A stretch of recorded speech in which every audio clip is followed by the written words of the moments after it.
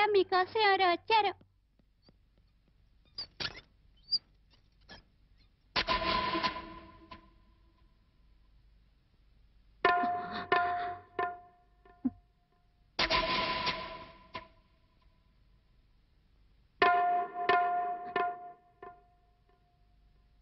ఎవరమ్మా నువ్వు? చెప్పమ్మా, ఎవరు నువ్వు? నువ్వెవరో నాకైతే తెలీదు. ఒకవేళ మా ఆవిడికి ఎవరో తెలుసేమో. ఒక్కసారి పిలుస్తానుండమ్మా. పూర్ణ, పూర్ణ.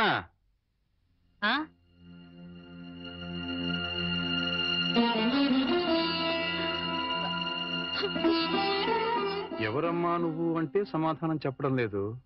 ఈవిడి గారు ఎవరో నీకెవరో తెలుసా? నాకు తెలీదండి. ఎప్పుడూ చూసిన గుర్తు కూడా లేదు.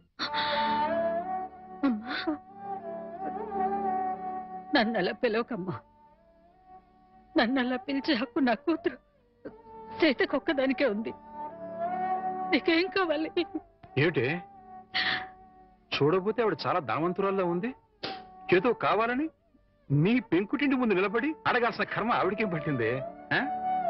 చూడు, ఆవిడ కట్టుకున్న చీర చూడు. నీ జీవితంలో ఎప్పుడైనా అంత ఖరీదైన చీర కట్టుకున్నావా? ఏదో సంసార పక్షంగా సగటిల్లాలుగా బతికేస్తున్న నీ ఇంటికి అంత గొప్ప ఆవిడ ఎందుకు వస్తుంది? ఎవరిదైనా అడ్రస్ కనుక్కోవడానికి వచ్చి ఉంటుంది. అంతే కదమ్మా? మాట్లాడమ్మా. మాట్లాడితే కదా నువ్వెవరో తెలిసేది.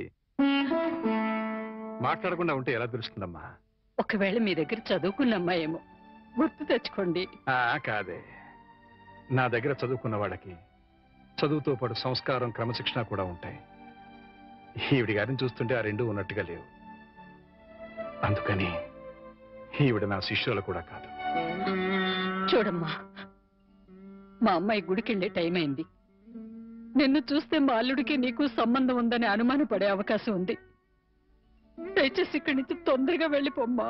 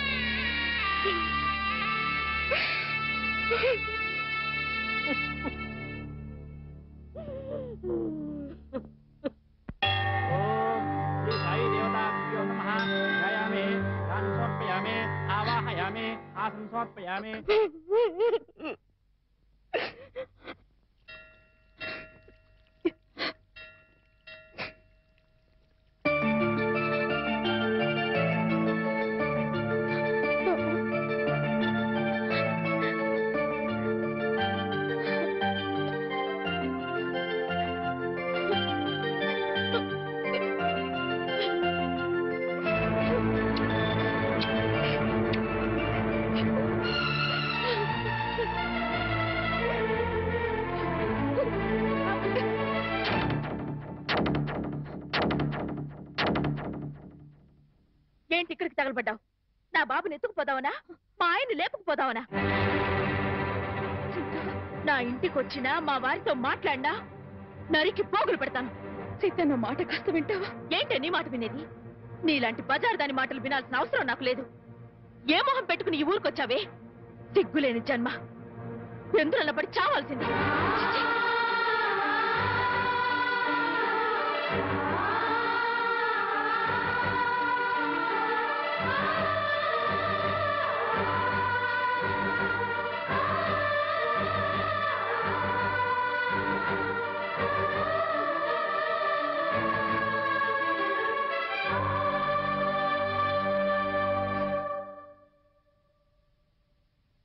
వాణి, వాణి,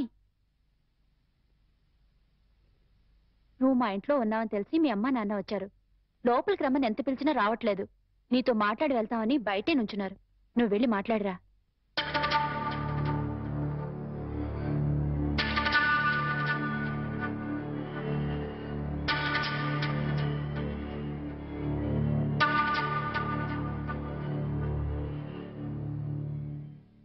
ఇంటి దగ్గర నువ్వెవరో తెలియనట్టు మాట్లాడి ఇక్కడికి ఎందుకు వచ్చారా అని ఆశ్చర్యపోతున్నావా అమ్మా? అక్కడ నువ్వు ఎక్కువసేపు ఉంటే అల్లుడు నిన్ను చూస్తాడని పంపించేశావు. అమ్మా, ఈ ముసలి తల్లిదండ్రుల మీద, భర్త మీద నీ కక్ష తీరలేదా? పరువు, మర్యాద, గౌరవం, మనశ్శాంతి అన్నీ పోగొట్టావు. ఇంకా ఏం పోగొడదామని ఇక్కడికి వచ్చావమ్మా? నువ్వు పోగొట్టాలన్నా మా దగ్గర ఇంకేం లేదు. ఆ నాన్నని వాడు ఒకడున్నాడు, వాడు నీకు జన్మనిచ్చాడు, పెంచి పెద్ద చేశాడు అనే విశ్వాసం నీలో ఏమాత్రం ఉన్నా సాయంకాలానికల్లా ఈ ఊరుదులు పెట్టి వెళ్ళిపో. లేదు, నేను వెళ్ళనంటావా? చెప్పు, మేమే ఈ ఊరుదులు పెట్టి వెళ్ళిపోతాం. అమ్మా, నీకు 2 చేతులు ఎత్తి దండం పెడతాను. నా కూతురి జీవితంలో నిప్పులు పోయొద్దు, నా అల్లుడి బ్రతుకు నరకం చేయొద్దు. వెళ్ళిపోమ్మా, ఈ ఊరుదులు పెట్టి వెళ్ళిపోమ్మా. వెళ్ళిపో తల్లి.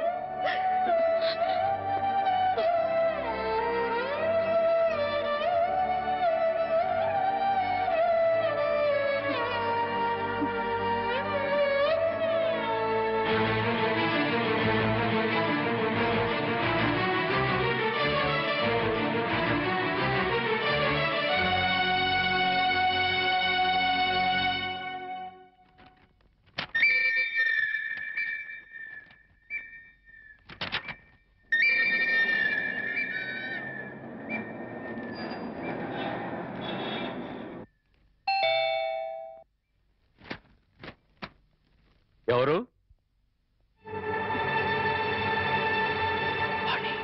ఏంటి, బాణి వచ్చిందా? వచ్చింది. ఏ మొహం పెట్టుకుని తిరిగి వచ్చావని చెడామడ తిట్టి పారేశాను. అంతేకాదు, ఏం మహాతల్లి, మా ఆయన లేపుకుపోదామని వచ్చావా అని అడగాల్సిన 4 మాటలు అడిగి దులిపి పారేశాను. సరే సరే, అసలు ఎందుకు వచ్చిందో అడిగావా? ఆవిడ గారు ఎందుకొస్తే మాత్రం నాకెందుకని అడగలేదు. నీకు బుద్ధుందా? ఎన్నేళ్ల తర్వాత వచ్చిందంటే పాపం ఏదో కష్టం ఉంటే వచ్చుంటుంది. ఎందుకు వచ్చిందో, ఏ పని మీద వచ్చిందో కనుక్కోకుండా పంపించేస్తావా? ఇది మరీ బాగుంది. మధ్య నా మీద వస్తారేమిటి? సరే, బాణి వచ్చిన విషయం నాకెందుకు చెప్పలేదు? నేనే చెప్పొద్దు అన్నాను బాబు. అది మళ్ళీ నీ కంటపడితే గతం నీకు గుర్తుకొస్తుందని, ప్రశాంతంగా ఉన్న నీ మనసు మళ్ళీ పాడైపోతుందని నేనే చెప్పొద్దు అన్నానయ్యా. మామయ్య, పోనీ వాణి ఎక్కడుందో తెలుసా? మా ఇంట్లో ఉంది. ఇంతకు మునిపే మా ఇంటికి వచ్చింది. ఎప్పుడు కళకళలాడుతుండే ఆ మొహంలో కళాకాంతులు లేవు. మనసులో పశ్చాత్తాపం, మాటలో పశ్చాత్తాపం, ముఖంలో పశ్చాత్తాపం. తను చేసిన తప్పును తలుచుకుని కుళ్ళి కుళ్ళి ఏడుస్తోంది. నీతో ఒక్క మాట చెప్పినమని నన్ను పంపించిందయ్యా. ఇంకో అరగంటలో ట్రైన్కి వెళ్ళిపోతున్నాను అంకుల్. శాశ్వతంగా వెళ్ళిపోతున్నాను. ఇంకెప్పుడు ఎవరికి కనిపించను. ఒక్కసారి ఆయనతో మాట్లాడాలి, తీసుకురావు అని ఆ బిడ్డ దీనంగా అడుగుతుంటే కడుపు తరుక్కుపోయిందయ్యా. చేతకాక చిన్న పిల్లలు ఏడ్చేశారు. రామారావు, వాణి తను పోగొట్టుకున్న స్థానాన్ని సంపాదించుకోవాలని అనుకోవటం లేదు. తనకు ఆశ కూడా లేదు. కేవలం నిన్ను కలుసుకోవాలని, మాట్లాడాలని తపన. మళ్ళీ జీవితంలో అవకాశం వస్తుందో రాదోనన్న ఆరాటం. అమ్మను కానీ, నాన్నను కానీ, కనీసం తన కన్న బిడ్డను కానీ చూడాలనుకోవటం లేదు. కేవలం నిన్ను చూడాలనుకుంటుంది, నీతో మాట్లాడాలనుకుంటుందయ్యా. ఆలోచించుకునే వ్యవధి లేదు రామారావు. అమ్మాయి వెళ్ళిపోవడానికి టైం అయిపోతుంది. నువ్వు తనను క్షమించినా క్షమించకపోయినా పర్వాలేదయ్యా. ఆ అమ్మాయి క్షమించమని నిన్ను ఒక్కసారి అడగడానికి అవకాశం ఇవ్వు రామారావు. Please please. సీత, నేను వాణితో మాట్లాడొస్తాను. ఆగండి, ఒక్క నిమిషం.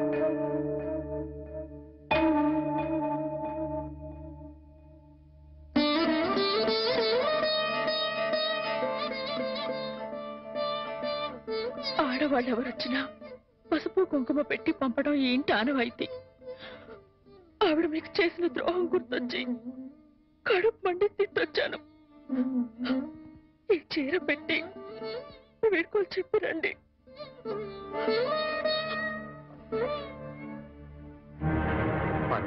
వాణి ఎక్కడ? ఆ గదిలో ఉంది. వెళ్ళు.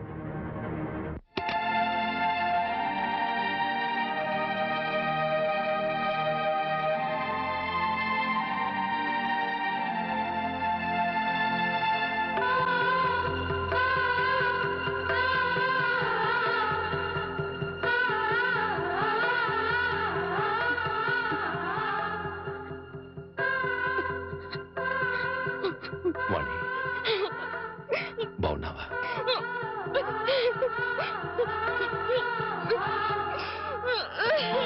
వాణి వాణి ఏమిటిది?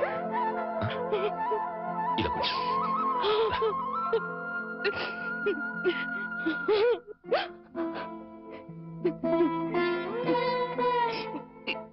ఏమండి, మీతో ఎంతో మాట్లాడాలని ఉందండి, కానీ ఇప్పుడు నాకు టైం లేదు. నేను చెడిపోలేదండి, ఒట్టండి. ఎవరు నమ్మినా నమ్మకపోయినా నాకు అనవసరం. మీరు ఒక్కరు నమ్మితే నాకు అదే చాలండి. నమ్ముతున్నారు కదా? నమ్మకపోతే నిన్ను చూడటానికి వచ్చేవాడినే కాదు. చాలండి, ఇప్పుడు నాకెంతో తృప్తిగా ఉంది. ఏమండి, ఎవరూ లేని ఒంటరి దాన్ని అయిపోయానండి. వెళ్లే ముందు ఒక్కసారి మీ ఒళ్ళో పడుకుని నాకు మీరున్నారనే తృప్తితో వెళ్ళిపోతానండి. ఒప్పుకుంటారు కదా?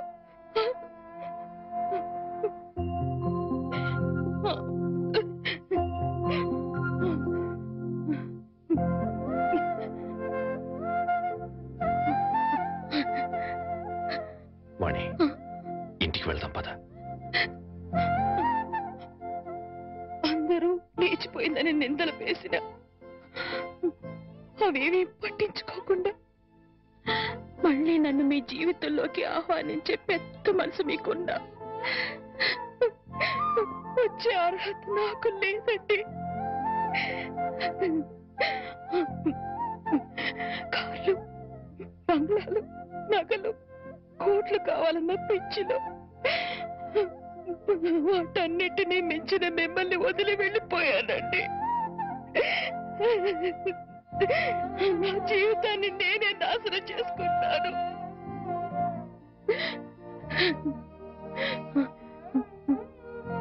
మళ్ళీ ఇంకో జన్మంటూ ఉంటే మీ భారీగానే పుడతానండి. ఆ జన్మలోనైనా అందరూ మెచ్చుకునే భార్యగా